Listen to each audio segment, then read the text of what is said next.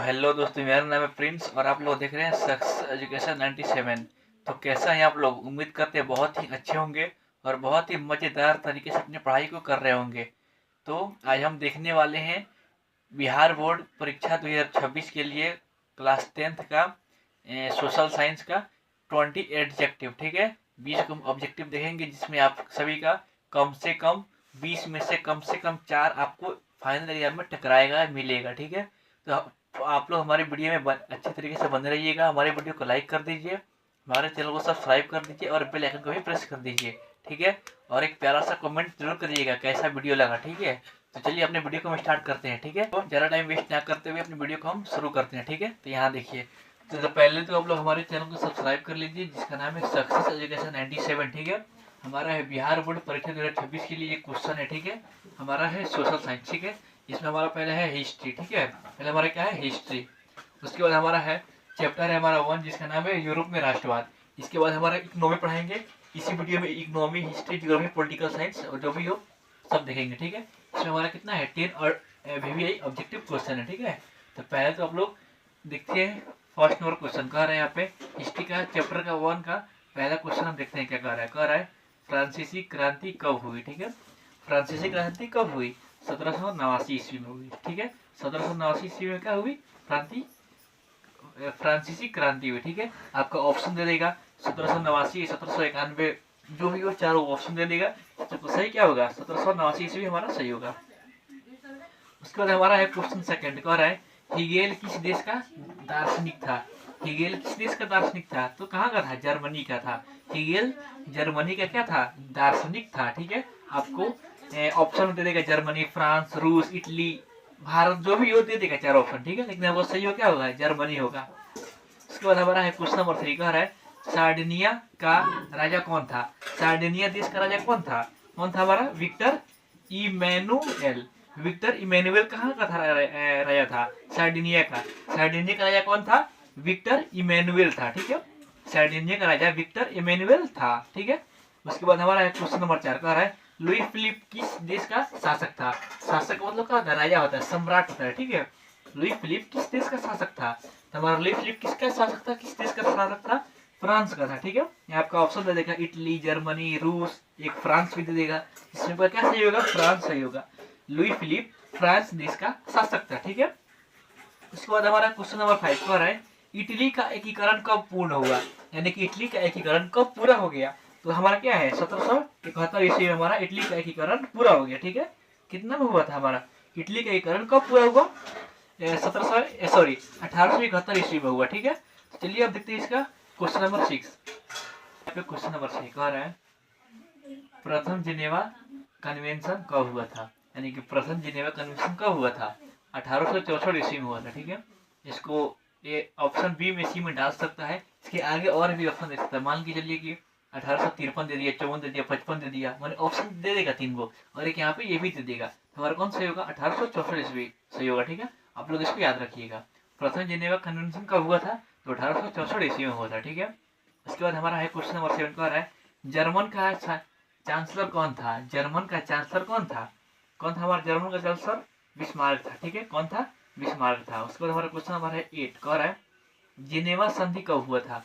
Geneva संधि कब हुआ था? 1854 ईस्वी में हुआ था। जिनेवा संधि कब हुआ था? 1854 ईस्वी में हुआ था। ठीक है, उसके बाद हमारा है 9 नंबर क्वेश्चन कह रहा है वियना सम्मेलन हुआ था। वियना सम्मेलन कब हुआ था? 1815 ईस्वी में हुआ था। ठीक है, वियना सम्मेलन कब हुआ था?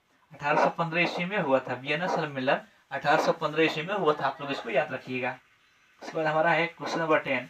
ये तो हमारा वेरी VVI क्वेश्चन है। ठीक है, वेरी इंपॉर्टेंट क्वेश्चन है, वेरी इंपॉर्टेंट क्वेश्चन। ठीक है, कह रहा है गैरिबाल्डी पेशे से क्या था? ये तो बच्चे को भी पता होगा। गैरिबाल्डी पेशे से क्या था? एक नाविक था। ठीक है, गैरिबाल्डी पेशे से क्या था? एक नाविक था। हमारा क्या हो जाएगा? नाविक। यहाँ ऑप्शन में दे देगा किसान था, पुलिस था, आर्मी था, नाविक दे देगा एक। तो हमारा क्या सही होगा? हमारा नाविक सही होगा। ठीक है, अब देखते हैं यहाँ पे।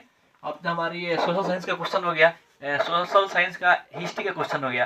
अब हम इसको देखते हैं इकोनॉमिक्स के क्वेश्चन देखते हैं। ठीक है, 10 इकोनॉमिक्स के क्वेश्चन देखते हैं, VVI क्वेश्चन। ठीक है, ऑब्जेक्टिव क्वेश्चन जो आप लोग एग्जाम में मिलेगा ही मिलेगा। ठीक है, जैसा कि हम लोग देखे हैं हिस्ट्री में 10 ऑब्जेक्टिव क्वेश्चन, VVI क्वेश्चन। ठीक है, वैसे ही सेम हम देखेंगे इकोनॉमिक्स में यानी कि अर्थव्यवस्था में चैप्टर 1 का 10 ऑब्जेक्टिव है ये क्वेश्चन। ठीक है, चलिए देखते हैं। पहले तो हमारा हमारा बुक है अर्थव्यवस्था यानी कि इकोनॉमिक्स। ठीक है, हमारा चैप्टर 1 चैप्टर का नाम है अर्थव्यवस्था एवं इसके विकास का इतिहास। ठीक है, अर्थव्यवस्था एवं इसके इतिहास का विकास चैप्टर का नाम है। चलिए हम इसका पहला क्वेश्चन देखते हैं। यहाँ कह रहा है, एक नंबर क्वेश्चन कह रहा है, समाजवादी अर्थव्यवस्था का गुण क्या है? समाजवादी अर्थव्यवस्था का गुण क्या है? क्या होगा हमारा? सामाजिक कल्याण है। क्या होगा? सामाजिक कल्याण। यहाँ पे ऑप्शन 3 होते देगा, जिसमें से आपका सामाजिक कल्याण भी होगा और ये वाला हमारा सही भी होगा। ठीक है, इसको हमारा क्वेश्चन है सेकंड कह रहा है, कौन बीमारू राज्य नहीं है? ये यानी कि कौन सा बीमारू राज्य है ही नहीं? क्या होगा हमारा? कर्नाटक होगा। क्या होगा? कर्नाटक होगा। इसके बाद हमारा क्वेश्चन नंबर 3 ये कह रहा है, भारत की आर्थिक व्यवस्था कैसी है? भारत की आर्थिक व्यवस्था कैसी है? दैनिक है, मिश्रित है, क्या है? हमारा क्या होगा? मिश्रित होगा। यहाँ पे कोई भी ऑप्शन दे देगा 4-3 को और एक इसमें मिश्रित भी होगा, चौथा नंबर। ठीक है, हमारा क्या होगा? मिश्रित हो जाएगा। इसके बाद हमारा क्वेश्चन नंबर 4 कह रहा है, आर्थिक विकास का तीसरा क्षेत्र क्या है?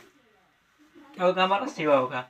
आर्थिक विकास का तीसरा क्षेत्र क्या होगा? तीसरा क्षेत्र क्या होगा? हमारा सेवा हो जाएगा। ठीक है, इसके बाद हमारा है क्वेश्चन नंबर 5 कह रहा है, खनन को किस क्षेत्र में शामिल करते हैं? यानी खनन को किस क्षेत्र में हम शामिल करते हैं? ठीक है, क्या होगा हमारा? कृषि क्षेत्र में शामिल करते हैं। खनन को हम कृषि क्षेत्र में शामिल करते हैं। ठीक है, चलिए ऐसे करके हमारा 5 गो हुआ। अब देखते हैं यहाँ पे हम क्वेश्चन नंबर 6 देखते हैं। आपका क्वेश्चन नंबर 6 क्या कह रहा है? ठीक है, कह रहा है, बिहार के विकास में क्या बाधा है? यानी कि बिहार में विकास न होने का क्या कारण है? क्या बाधा है? क्या है हमारा? गरीबी आएगा, बेरोजगारी और बाढ़ आएगा। ठीक है, आप ये ऑप्शन में बहुत सारा दे देगा, लेकिन ऑप्शन में इसमें से किसी एक को दे देगा। ठीक है, हमारा क्या हो जाएगा? कोई एक यहाँ पे गरीबी, बेरोजगारी या फिर बाढ़ ऑप्शन आ जाएगा। ठीक है, अपने बिहार में इतना बेरोजगारी, गरीबी है, फिर भी लोग यहाँ पे राइफल से खूंटा ठोकते रहते हैं। ठीक है, चलिए यहाँ पे देखते हैं क्वेश्चन नंबर 7। ठीक है, कह रहा है क्वेश्चन 7, गरीबी के कुचंग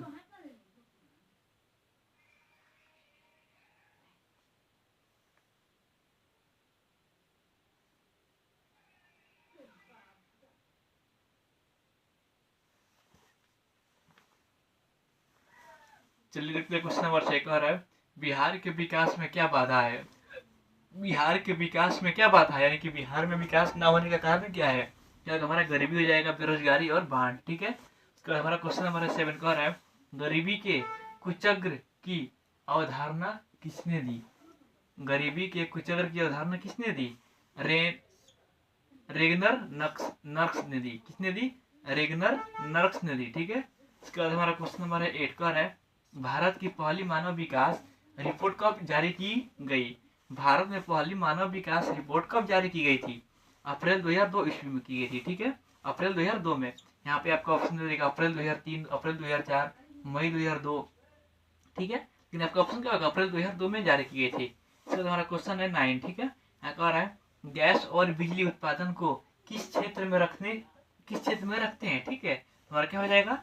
किस क्षेत्र में रखते हैं? द्वितीय क्षेत्र में रखते हैं। गैस और बिजली की उत्पादन को किस क्षेत्र में रखा जाता है? द्वितीय क्षेत्र में यहाँ पे रखा जाता है। उसके बाद हमारा क्वेश्चन नंबर 8 का है, किस देश HDI रैंक भारत से अच्छा है? किस देश का HDI रैंक भारत से क्या है? अच्छा है।